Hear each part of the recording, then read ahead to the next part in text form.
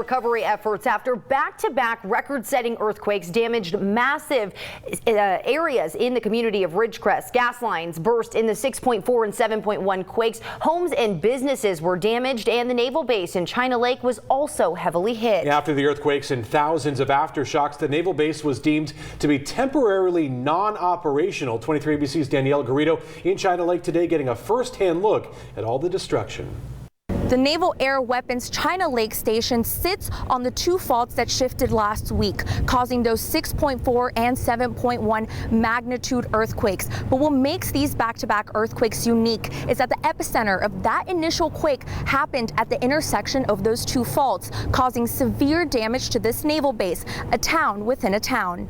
It's a stoppage in time. It's a snapshot in time post 7.1 magnitude earthquake. An elementary school, a commissary, and a chapel loved by the community, standing still in time as the base jolted after last week's earthquakes. We're just inside of about 120 hours since the earthquake on the 4th of July.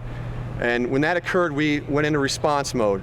We were just coming out of the response mode from that and getting into reconstitution, the phase 2, when we got hit by the 7.1. And it was like starting all over again.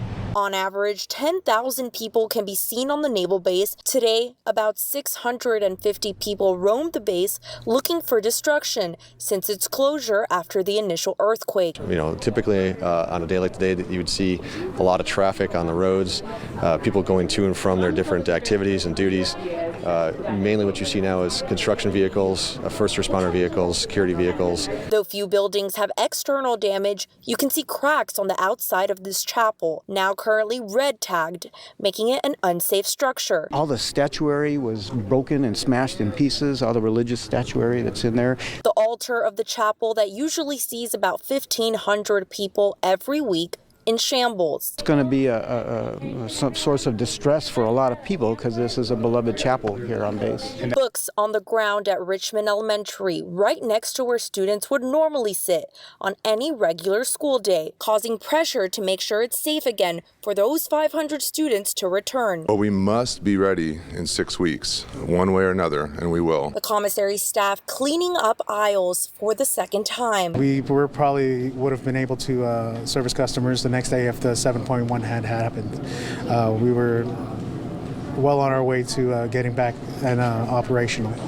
The naval base hopes sharing this destruction will keep them on everyone's mind long after they've assessed all the damage and may need some additional help. In Ridgecrest, Danielle Garrido, 23 ABC News, connecting you.